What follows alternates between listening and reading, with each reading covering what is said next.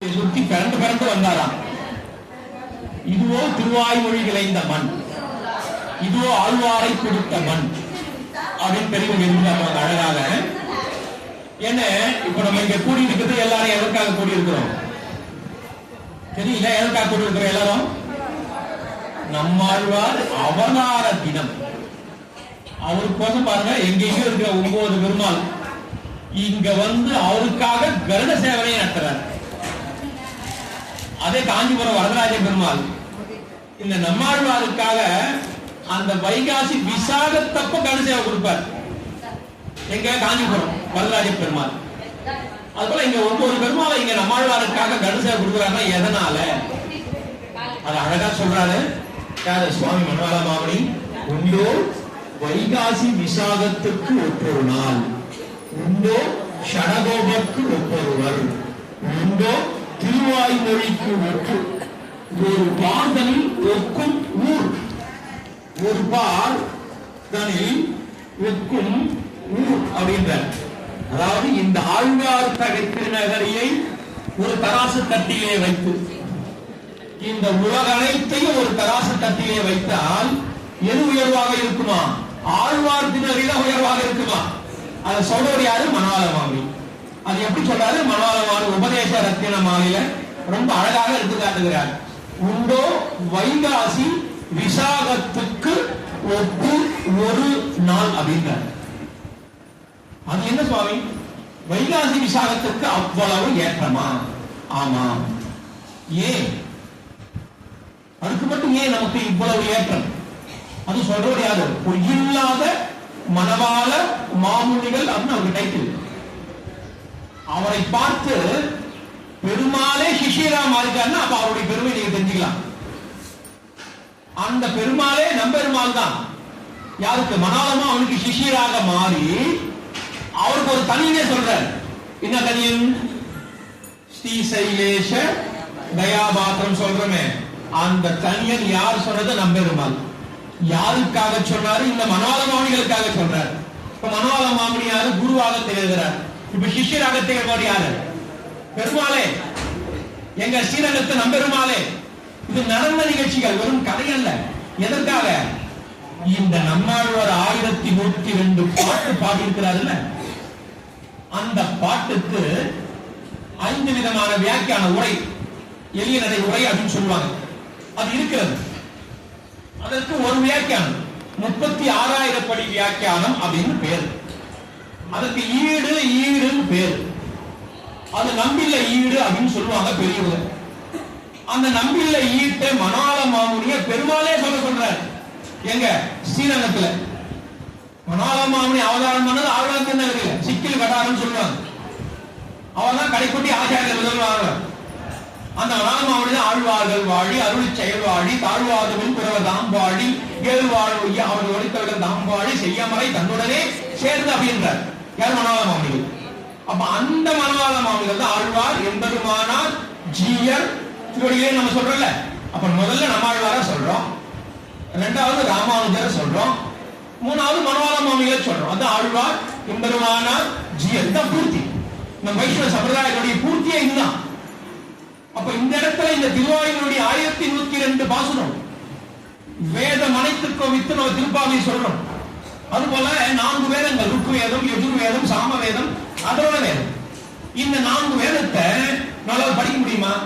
தமிழ் படிக்கவே முடியாது, ஒண்ணுமே தெரியாது. ஆனா அதை தமிழ் படிச்சுட்டா நம்ம எல்லாரும் படிக்கலாம்ல. அதைத்தான் பண்ணாரு இந்த நம்மாழ்வார். அது எப்படி பண்ணாரு? திருவிருத்தம், திருவாசிரியம், பெரிதவந்தாதி, திருவாயூர். அது ரொம்ப அழகா சொல்றாரு மனவாள மாமணி. மாறன் பணித்த தமிழ் மறைக்க மங்கையர் போன் ஆனந்தம் கூட அவதரித்த இவருடைய கார்த்திகையில் கார்த்திகை எடுத்துக்காட்டாரு சுவாமி மனவாள மாமணி. அப்போ 6 அங்கங்களை திருமங்கையாழ்வார் கொடுத்தார், 4 வேதங்களை நமக்கு நம்மாழ்வார் கொடுத்தார். இப்ப ருக்குவேதம், எதிர்வேதம், சாமவேதம், அதோட வேதம்.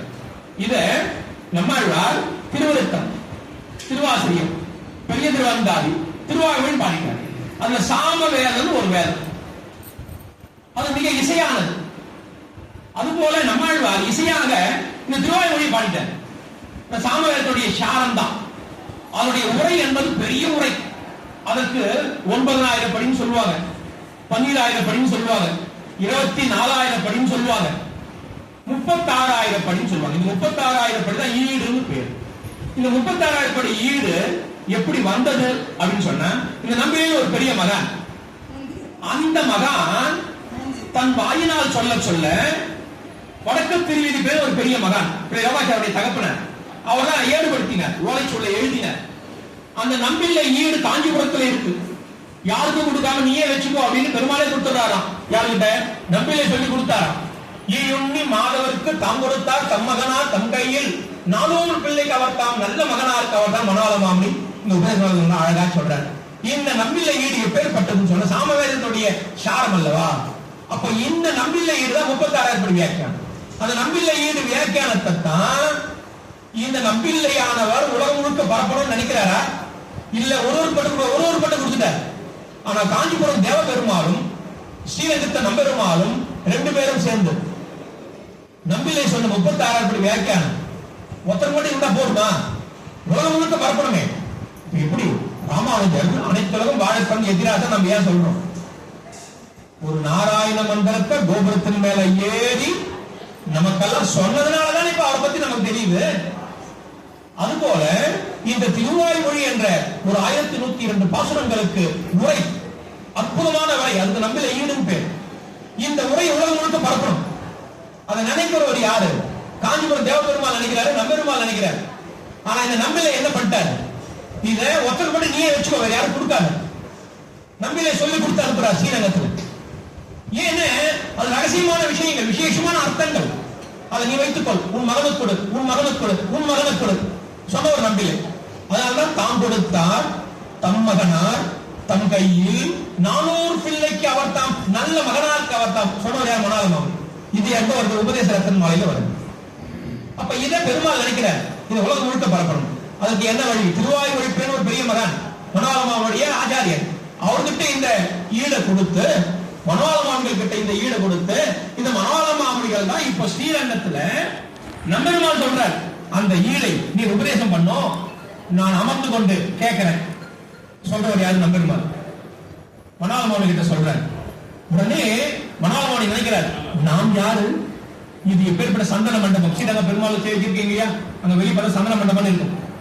அது இப்பேற்பட்ட மண்டபம், இப்பேற்பட்ட ராமானுஜர் அமர்ந்த இடம், சிவன் நாலுமணிகள் அமர்ந்த இடம், ஆரியர் சுவாமிகள் அமர்ந்த இடம், அந்த இடத்துல போய் நம்மள அமர சொல்றாரு யார்? மனோலமாமி நினைக்கிறார். அப்போ மனோலமாமிகள் நினைத்து, சரி பெருமாள் ஆணை மீற முடியாது. ஆணையினாலே பெருமாள் பாருங்க, ஸ்ரீரங்கத்துல வந்தீங்கன்னா ஒவ்வொரு மாசம் ஒவ்வொரு உற்சவம் தான். தை எடுத்துட்டா தேரு, மாசி எடுத்துட்டா தெப்பம், வைகுண்ட ஏகாதசி பெருந்திருநாள். இப்ப ஒவ்வொரு மாசமும் 4 கணு சேவை செய்வீங்களா? தை, மாசி, பங்குனி, சித்திரை. இந்த உற்சவங்களை எல்லாம் நிறுத்திட்டாரு யாரு? நம்பெருமாள்.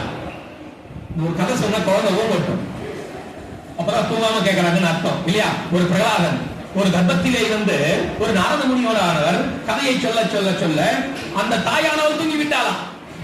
ஆனா கர்ப்பத்தில் ஒரு குழந்தை ஓங்கட்டுதான். அது போல நீங்க உஷாரா கேட்கறீங்க இல்லையா? நான் அப்படி கேட்டாதான் எனக்கு தெரியும் இல்லையா? அப்போ இங்க அற்புதமாக எடுத்துக்காட்டுகிற நம்முடைய பெரியோர்கள் அழகாக, இதெல்லாம் வெறும் கதை அல்ல.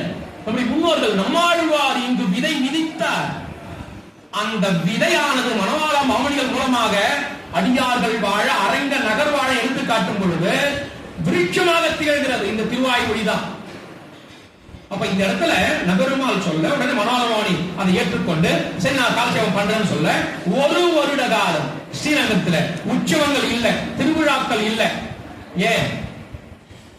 நம்மாழ்வார் திருவாய்மொழி உரையை மனோலமாமணிகள் சொல்ல சொல்ல பெருமாளை கேட்கிறார். அப்ப இந்த இடத்துல பாருங்க, ஒரு வருட காலம் இந்த 1102 பாசுரத்துக்கு உரை. இதை எழுதினவர் யாருன்னு பார்த்தா அவரு நம்பில்லை, அவர் ஒருத்தர் மட்டும் கொடுன்னு சொல்லிட்டு போயிட்டார். ஆனா மனோலமாமணி பரியந்தம் அப்படிதான் வருது. அதான் ஓரான் வழி, ஓரான் வழியாய் முன்னோர் உபதேசித்தார் அப்படி எடுத்து காட்டுகிறாங்க. இதைத்தான் மனோலமாமணி முன்னோர் மொழிந்த உரை தப்பாமல் கேட்டு பின்னோர் தாமரை பேச ரொம்ப அழகா சொல்லுகிறார். ஆனா நம்பெருமாளும் தேவபெருமாளும் தான் சேர்ந்து இதை உலகம் முழுக்க பரப்பணும்னு நினைச்சு, ஏன்னா இந்த நம்பில ஈடு என்ற ஒரு ஓலைச்சுவடி கிரந்தம் காஞ்சிபுரத்தில் தான் இருக்கு. அது திருவாய்மொழி பிள்ளை கிட்ட வந்து மனோலமாமணிகிட்ட வந்தாச்சு. மனோட வந்ததுனால நம்பெருமாள் சொல்றார். அதனால நம்பெருமாள் ஒரு வருட காலம் திருவிழாக்களை நிறுத்தி, தன் உற்சவங்களை நிறுத்தி, இப்ப நம்ம போக மண்டபம்